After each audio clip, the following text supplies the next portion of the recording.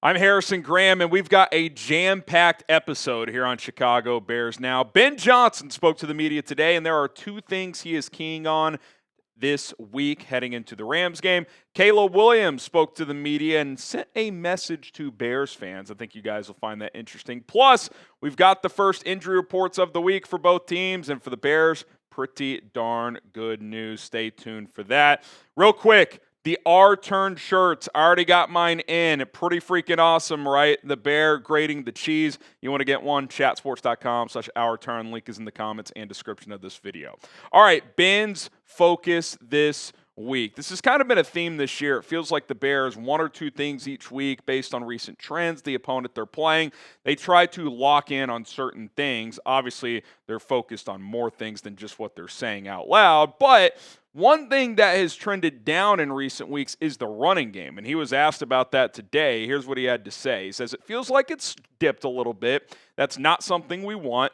Playoffs and weather games like this, you want to be able to lean on your run game. Those are some elements we're looking at. What can we do to help ignite that? It's both efficient runs to stay on track and ahead of the chains, also explosive runs. Where can we find a few of those?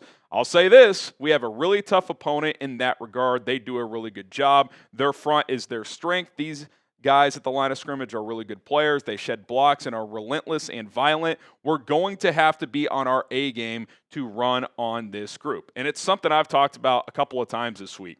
The Bears running attack, which from post-bye week through week 16, week 17, was the best in the NFL. It really was. Efficiency, volume, etc. Last 2 weeks, you're averaging about 75, 80 yards rushing and under 3.5 yards per carry. It just has not been good enough, so it has to be better. I do think it can be better. The Rams' rushing defense is good. They're 12th in yards per game allowed at about 111, so, a tick above average. They're right in the middle of the pack in yards per carry at allowed 4.3. The Bears, like I said, 3.4, 3.5 the last 2 weeks, but on the season are at 4.8. So I do think the Bears can be better than what they've been over these past 2 weeks. Doesn't mean they're going to average 6 yards a carry, but I think you can hit that 4 number. Can you flirt with 4.5? If you can, I think that would be really, really helpful. A second thing Ben is talking about, starting faster, and I think these things tie together. We don't want to put ourselves in a hole against a team like this like we've done a number of times this year. We talked about playing a complete game on offense. This is the week that needs to happen for us to beat this team. And to circle back to the running game, I think if you can find success on the ground early, stay ahead of schedule, get into second and third and manageable, extend drives while Caleb kind of works his way through the early portions of the game, that should help. I do think having some level of success running the football is a key in this football game, especially in the first half, to not let this thing balloon against you. Because to Ben's point, if you get down big, it's just going to be tough to beat a team of this caliber. The Bears have obviously shown they can do it, but it's going to be hard to do it time and time again, especially against the best offensive team in the NFL, the Los Angeles Rams. All right, guys, you guys have answered the bell. I got to give you a round of applause. Divisional sub battle, 527-86, our new Rams Report channel. They're brand new. We're not going to dunk on those guys or anything. Jackson Durham's doing a good job early on, but Let's put the pedal to the metal, baby. Let's absolutely run away with this race. Subscribe to the channel, free and daily Bears content leading up to kickoff on Sunday. Caleb Williams sent a message to Bears fans. He was asked about the environment at Soldier Field, what it's been like playing in front of the fan base this year.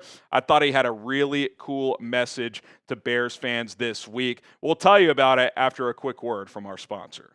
Today's show is sponsored by Polymarket. It's time to challenge the status quo, and Polymarket is now live to help us do so. You can be part of the revolutionary alternative to sportsbooks with our special invite code. Download Polymarket's new app right now via the special link that is in the description and comments of this video to unlock exclusive early access and free $10 into your account with the invite code chat. Polymarket is a predictive marketplace that lets you make trades on the outcome of sporting events. Pretty cool, right? As you can see right here on screen, you can even buy and sell a game with live trading. I've been enjoying doing so during the playoffs. Polymarket has the lowest fees ever. You trade against other people's other people, not the platform. You can cash out anytime and react to momentum swings within the game. You are in control. It's legal and available nationwide in all 50 states on their iOS app right now. For this week's Bears game, Polymarket is giving Chicago just a 36% chance to win at home in cold weather against a West Coast team. I love Chicago at that value with the Rams flying across country this week. Get started with Polymarket today. $10 is waiting for you. No card, no deposit, nothing. Download the app with our exclusive code CHAT at chatsports.com/Polymarket for exclusive early access and $10 for free. All right, Caleb Williams saying this about the fans, saying, quote, I want Bears fans to be proud of supporting us. I want them to cheer every game like it's our last one. Those are the moments that you miss when you're done, when the season's over. The best moments are when you can look up in the stands and the fans are rowdy and loving the moment, like they were on Saturday night. Then you go to the locker room and your brothers are smiling, laughing, joking. These are the moments you live for as a player, as a competitor, and as a leader also. And I think what's been cool is to see Caleb embrace Chicago, right? I mean, all the noise leading up to the draft, even stuff coming out of his rookie year, and there's no doubt, like, he really has enjoyed being here, and he's leaned into the city and to this team, which has been awesome to see. And I do think he mentioned that word leader at the end. I think that's intentional. I think he's grown in his own skin for this franchise this year. I think Ben has empowered him to do so. Obviously, Caleb, who talked about this in the presser as well, just kind of that moment at the end of the locker room, good, better, best speech after Ben gave him a game ball. He basically gave it right back and talked about how monumental was the word he used he's been in his development and in his life in the past year. So I just think these things are working. The worlds are colliding. The city's all in. He's all in on the city. He's all in on this team, and this team is just vibing right now. And his development, his play, and the belief in this guy from the rest of his teammates and his coaches is clear. It is there. And, yeah, I expect on Sunday night to be a movie again. I expect Soldier Field to be absolutely on fire, just like it was against the Packers this past week, just like it was against the Packers in Week 16. It's another big game now. Like, I get it's not the Packers, but this is an opportunity to get to the NFC Championship game, and it could be the last home game of the year. If the Seahawks win and the Bears win, this is it. So if you're at that game, my message to you would be like, hey, like Caleb said, cheer like this is the last one, because it could be the last one of the season, and even if they win, it could be the last one at Soldier Field this year. So I expect the crowd to be rocking. I know Bears fans aren't going to disappoint. Be loud in the stadium and be loud in the chat. Let's get a bear down chant going down in the comment section below. Let's show these guys some love, and let's get a dub on Sunday.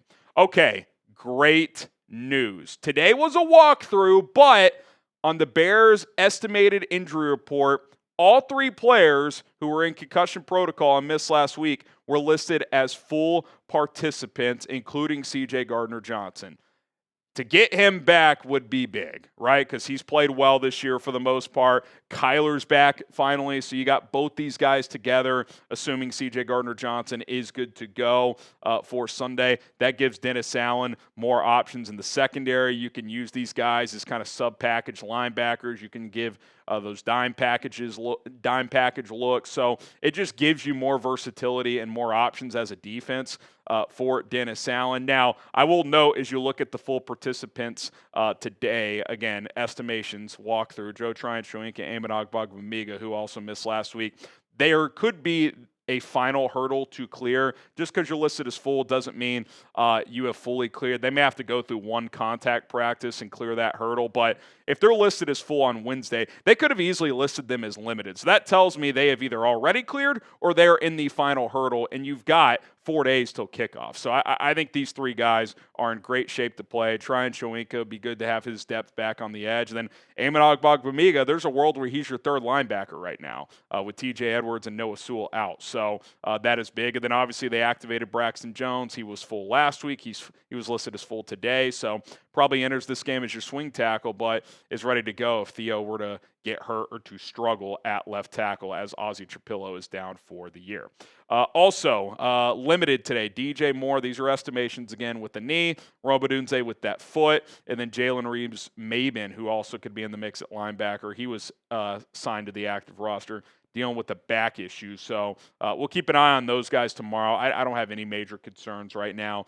The only DNP was Nick McCLoud. I guess he suffered some sort of a groin injury coming out of that game. Not the most ideal if he were unavailable, but the timing's not the worst, right? If CJ Gardner-Johnson's back, you've got your top 2 nickel options. You got your top 3 outside corners. So Nick McCLoud has kind of been that backup Swiss Army knife for this secondary. So he's played a notable role this year. He's played a lot of snaps, but if he were to miss time, this is kind of the time to do it, right? Because CJ Gardner-Johnson appears on his way back. So your top 2 nickels should be available.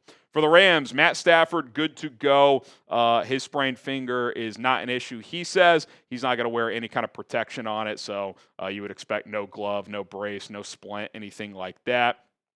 Stu Jackson, who covers the Rams, said, tweeting this out, Matt Stafford said his sprained finger feels great, won't wear any protection, nor does he expect the Chicago weather forecast to affect how it feels. We'll see if 0 degrees impacts a sprained finger, but he's confident that it won't. And obviously Stafford has a big arm and should be able to spin it just fine in cold weather conditions. Now, what about Kevin Dotson, the Rams guard, who has not played since Week 16 as he's been dealing with an ankle injury, didn't play in the wild card game. Sean McVay said this before their practice today, saying, quote, and they had a walkthrough practice as well, so didn't go through any physical contact. He's got a good look in his eye. I know his intentions are to be able to go play and do his thing, and so we're excited about that. Matt Stafford added this. Nate Atkins, credit to him for the tweet.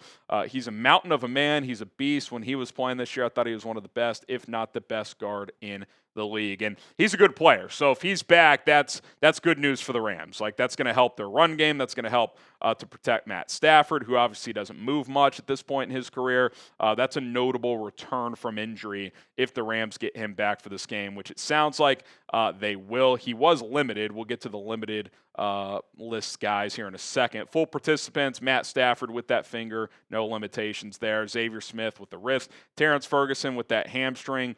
He continues to trend up. Josh Wallace with an ankle, and then Quentin Lake with the foot, all full participants. Kevin Dotson, we'll see how he progresses throughout the week. You would guess if he doesn't have any setbacks, he should be good to go for Sunday. Poona Ford popped up with an elbow, so we'll monitor that as they go through a contact practice tomorrow. I talked to our Rams Report host guy. He said that kind of popped out of nowhere, so we'll see if that's some new development or if it's just a minor concern. And then Darius Williams, one of their corners, did not practice with a personal issue. I think his wife had a baby. I think that's the situation there. So if that's the case, you would expect him back tomorrow and ready to go for this football game. All right, predict the score. Bears, Rams, who you got winning, and what is the final score going to be? My early week prediction was 30-28. We'll see if I pivot off that as we get into the later portions of the week, but for now, I will stick with that. All right, guys, busy show. Thanks for making it to the end. If you did make it to the end of the video, you are a real one. Hit that subscribe button on the way out. We'll be back tomorrow with more content, video in the morning, plus our live show in the afternoon. So turn on those notifications as well. Bear down.